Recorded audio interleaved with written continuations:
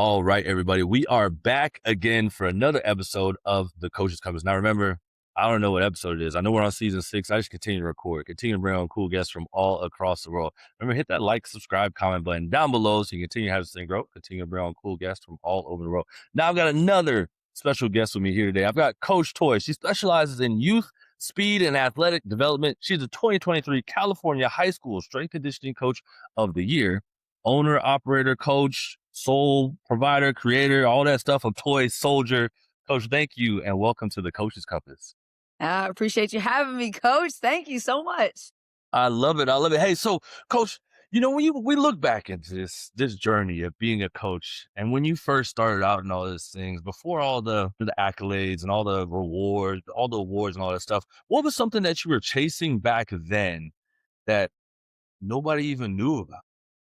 Chasing as far as like my career path goes, or chasing Yeah, as far as career path as as a coach. career path? Oh man, well I'll tell you right now, if I told you I was gonna be working with kids, I would have told you I failed. I never had this on my bingo card. I will tell you that. Yeah, I think early on in my career, I actually was an athletic trainer, believe it or not. So I went to get my master's degree in athletic training. So I probably would have told you I was going to be chasing, running out on some professional field, helping out some pro soccer player, a football player. It doesn't matter, basketball player. And about a year after college, all those plans changed. So my biggest thing was that I knew I wanted to be in sports. And I honestly, when I was going through my rotations, in college, in my master's program, I really actually fell in love with the high school level. So again, same thing. Like, as a young kid, we always think we want to go pro, be with the elite, the top of the top.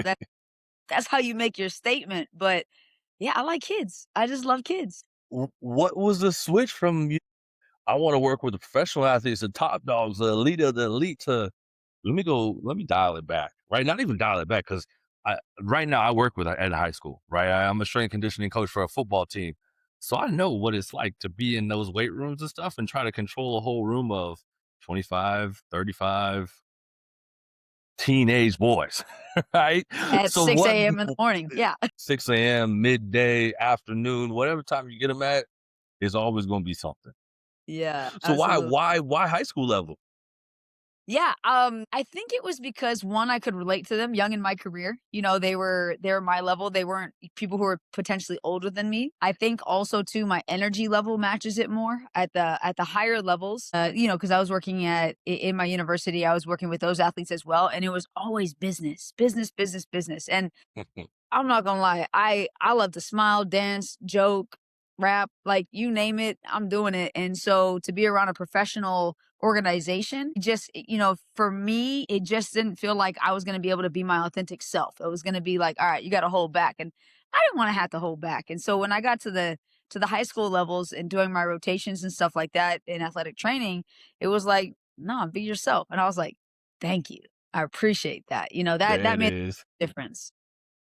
Well, why switch from athletic training to now like kind of the development side of things of strength conditioning, and then also how much did it help you to go from the athletic training side of things to the strength conditioning side? Because I think we sometimes get siloed, right? We say that hey, you start off as an athletic trainer, you gotta stay an athletic trainer. You're a strength conditioning coach, you gotta be strength conditioning. You were just a speed person, like you just got to do speed. Like how much does that come into play? That knowing those different sides. Yeah, well, starting with that part, it's everything. I think to be the most dynamic coach I can possibly be in understanding different areas of sport, even the tactical side of sport, being able to understand all of that stuff from the injury side and how the performance side goes and how injury side is just performance side dialed down, like to be able to really understand the body, the anatomy, how tissue works, how functions and things like that. But the reason why I really transferred over was just I'm a big energy person in my life. And so when I was kind of like weight rooms are always kind of like bright, huge energy, a lot of positivity, music playing, things like that. People are getting after it.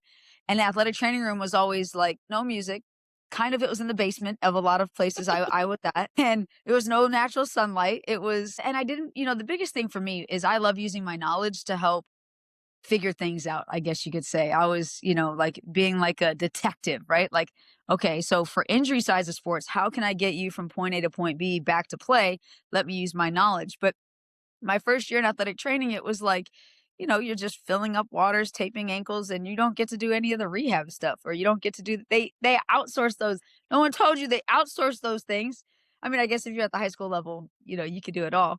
But for the most part, you don't get to use that knowledge. You have to use that on the spot knowledge of, right, like, what do we think it is, things like that. But it was like, yeah, I'm gonna do strength and conditioning because I can use my knowledge every day to create programs or to create modifications. If you came in one day all of a sudden not feeling great or something was sore, it was like, all right, let's get to the bottom of this.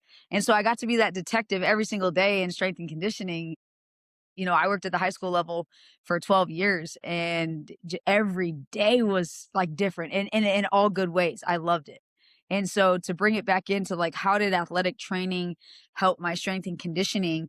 Honestly, I think it helped get my first major job at the high school level. Like, I think that's what separated me from other candidates. And to have that knowledge that the athletic training staff could trust, it's like, well, she's not going to kick their butt in the weight room. She has all this knowledge on injuries. Like, she knows what overtraining them may start to look like, or if someone comes in with a shoulder issue, like, what you can actually do to help it. We're not afraid to have her in the weight room. And so, getting my first job, as well as just, the understanding of how to really work with athletes in a full picture, right? Not just, before they get injured, but also while they're injured. And then after they return to play, having that knowledge based on those different areas, game changer. Yeah, it's a huge development piece, and I think a huge, you know, level up that you have to, because a lot of times when people do get injured, right, they ask the strength and conditioning coach, like, "Hey, like, how do I help this and do this?" And, like, most of the times, like, "Come on, guys, like, that ain't our position." But for you, like, you can help on that side of things. But you also talk about using a lot of your knowledge, right, and a lot of stuff that you've learned throughout the way. Who are people that you continue to learn from, and kind of some of the people that kinda help guide you, like, "Hey, maybe athletic training just isn't for me, like, maybe I should look into the strength conditioning side." Yeah, well, actually, when I was in grad school, I did both sides of it. So Okay. I actually got my certification for my CSCS, certified strength conditioning coach, before I finished my ATC program, my athletic training program. So I already knew I liked both. Mhm. I appreciated both sides of it, and just the people who supported both sides. I mean, they said, yeah, this will go really well with this. Anytime I talk to other athletic trainers and or strength conditioning coaches at conferences, I was always told, "Yeah, get both. Like, it's great. It just makes you more dynamic and things." So, I think everybody was supportive of it early on, and I still support it, for anybody that's trying to dabble in both. Do get the knowledge of both. I think that really helps. Yeah, no, I love that. But you also are now running your own company, right? Yeah. How is that transition being going from, working at a high school, right, having a set schedule and all that stuff to now kind of, "Oh, I gotta do the marketing. Oh, I gotta do the finances. Oh, I got bills to pay. I gotta keep this thing churning, otherwise, like, Imma fall on my face." What was it like to kinda make that transition, and how did you learn business, right? Because that's another side of coaching that I don't think, like, a lot of people think that us coaches also enjoy, is, like, there's a business side to all of this. Yeah, I definitely didn't get a business degree, nor did I find a blueprint on how to start a youth speed training business. I don't think it's out there. That's a good idea. Maybe one of us should do one of those one of these days.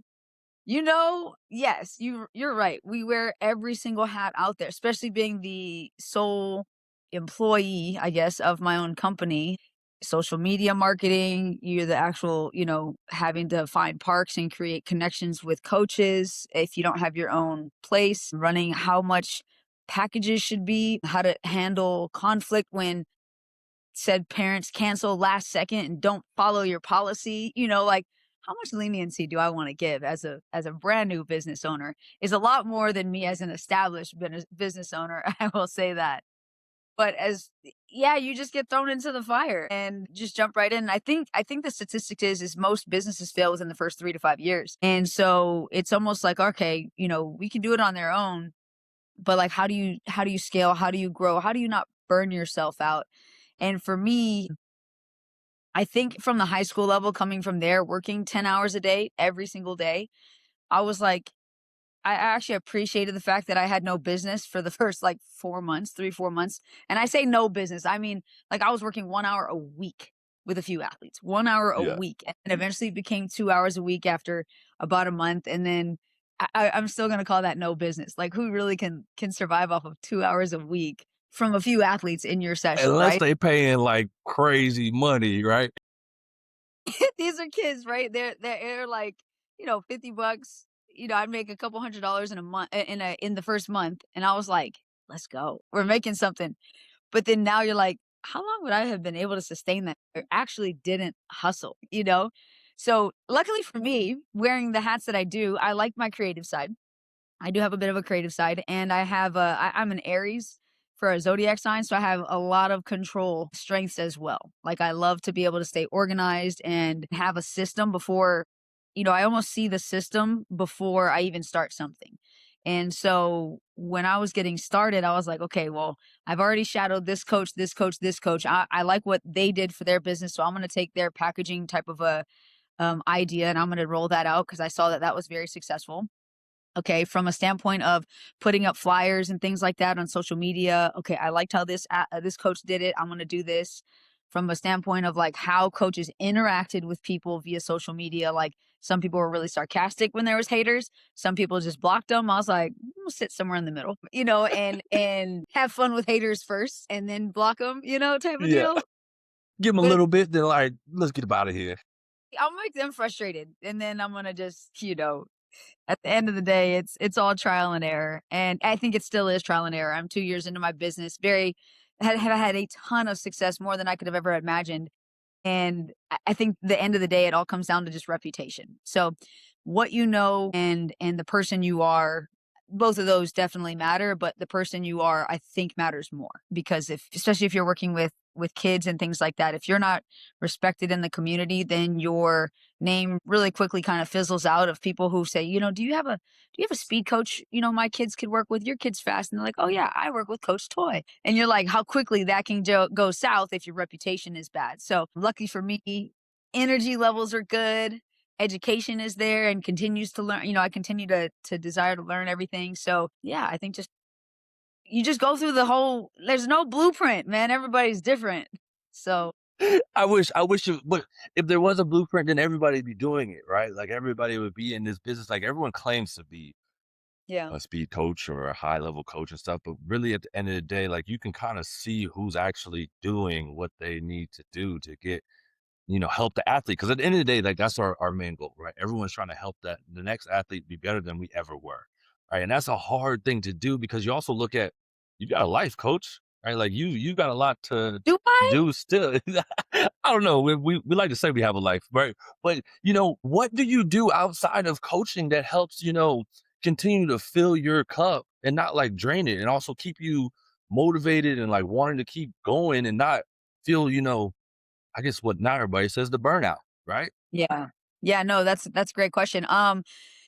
So as far as like my desire to constantly pursue higher knowledge or higher efficiency within my own, field, I didn't start out in speed, right? So I came in as athletic training, strength and conditioning. Speed was like brand new for me starting in 2020. Like no one taught me speed mechanics. I never ran track in high school. I was other sports. And so when I get the opportunity to learn, I that fills my cup. So to learn something new that then I can apply, that 100%, like that gets me like remotivated to kind of not necessarily reinvent what I'm doing, but just keep what I'm doing ever flowing, right? I don't think a single thing that I was doing 2 years ago when I started my business do I really focus on right now. Like do I focus on in the same way, right?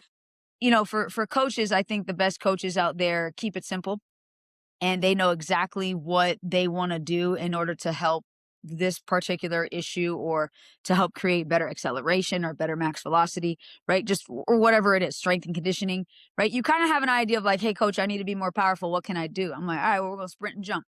Okay, maybe lift heavy. Okay, maybe lift fast. There's all these options. And so Right. as one of my mentors, Stu McMillan of Altus says, is that there's this overarching umbrella of like purpose. You have to have purpose, right? So the purpose is get this athlete faster, right? Or improve their acceleration. All right. Then you have all these infinite parts that go into what you could potentially do. Okay, I could do a Bulgarian split squat. I could do a lunge, front foot elevated lunge, there's like a ton. How do you pick one, right? And so by not getting overwhelmed by how many parts there are, but instead, picking the few parts that one resonate with you, two get you results, It just keeps it simple. So it doesn't keep it overwhelming where you have to feel like you always need something new and something new and something new. So you're overworking all the time. I just don't do that. I just keep it simple. I just like my kids will do banded marches a year ago. They're doing banded marches today. They're going to do banded marches in 10 years.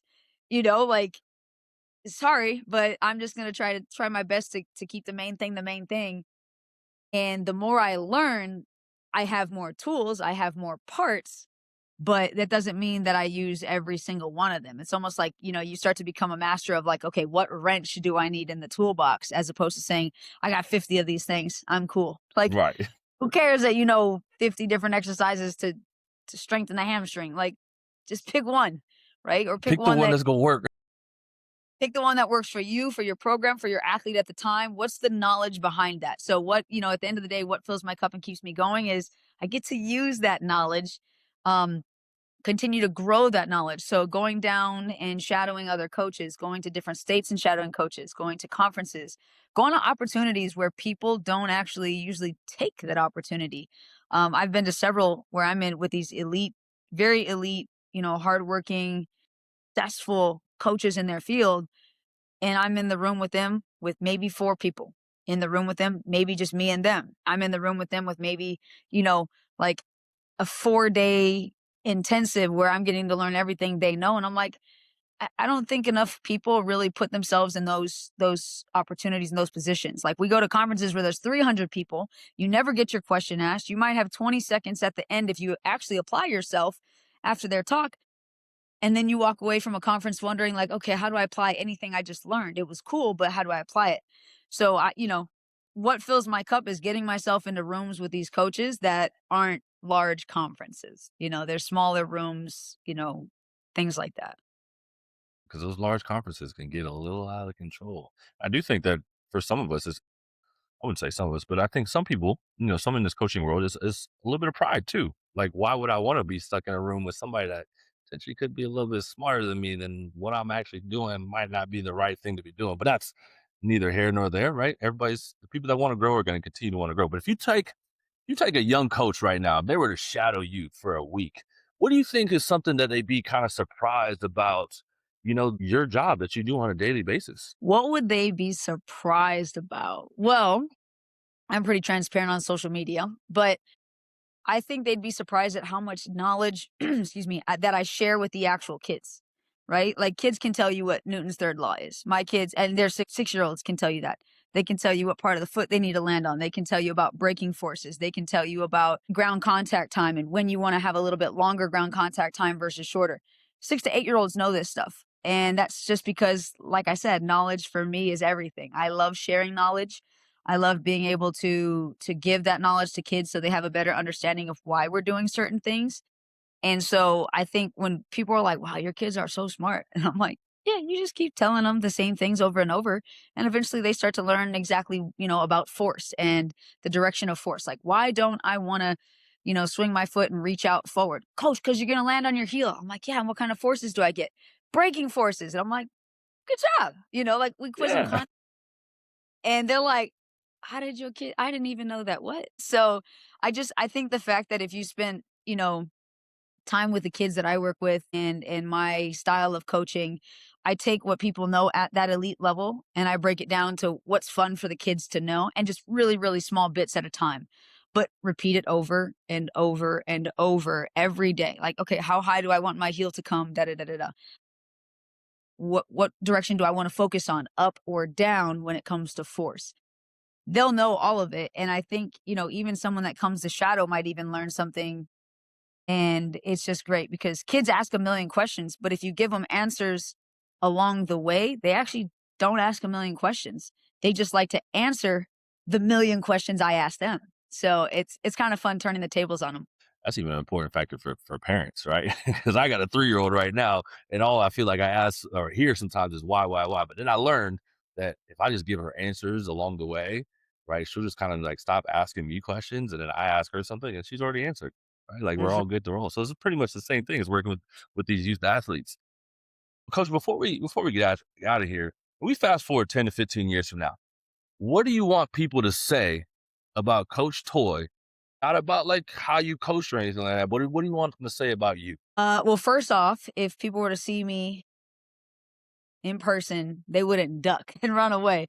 They'd be like yelling across the way, "Coach Soy!" So basically I want them to remember my energy, right? I want them to remember that whenever they hear my name, immediately smiles appear on someone's faces. As that famous quote goes, they don't remember what you said, they don't remember what you did, but they remember how you made them feel. And that just rings true for me. It's like I want you to go away with like, yeah, I want them to remember what I said, but I definitely want them to know what I taught them. But at the end of the day, why do they keep coming back? Well, because I make them feel comfortable, I make them feel welcome, I make them feel heard, special, knowledgeable, powerful, that they know they're capable of anything. And I think that if the impact that I'm trying to make, I guess worldwide in a sense, it's like just be like the positive feeling you get if you just hear my name, see my logo, or someone's like, "Wow, you coach with coach, you train with Coach Toy."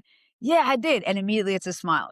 So that's the kind of the legacy I want it doesn't necessarily have to do exactly with speed. It doesn't have to do with strength. It could not even be with sports in general or business for that matter. It could just be like, as a person, she was somebody who created a really big impact in how she created everybody, she created this culture around her it was done in a positive way. And it wasn't because she belittled people as she coached and demanded respect or was aggressive, which, a lot of my coaches in the area and or coaches in my upbringing, some of them were a little bit harder, right? Or football coaches. A lot of it's that demanding that business only, cut that smile off your face, like let's get serious. And to be honest, I just want people to know that there's another way to do it and it's can be successful just as much. And so, not everybody has to be pushed into the ground in order to succeed. And I'm talking about athletes specifically, that you can do it in a very positive way, in a very reinforcing forcing way, and a knowledgeable way that empowers kids. Because as Bad Bunny said in his Grammy speech, right? Love is more powerful than hate. And so for me, I'm going on and I'm just gonna spread love the best way. Spread love, kill 'em with kindness, right? The best way I know how. I love it, coach. I mean, a lot of the old school coaches ain't gonna love hearing all that stuff, but what you're doing is working, coach, and that's exactly why I knew it was right when I invited you on and you sent me the voice message saying, "Coach, I'm super fired up to get on." I was like, "Man, we got a coach that's gonna come on and make somebody want to run through a wall for, right?" So, coach, I appreciate everything you're doing and appreciate everything you came on and say today. And thank you so much for taking your time out. No, thank you for having me. And also love your energy too. You're bringing it. You're bringing it. I appreciate it, coach, and we're out, coach.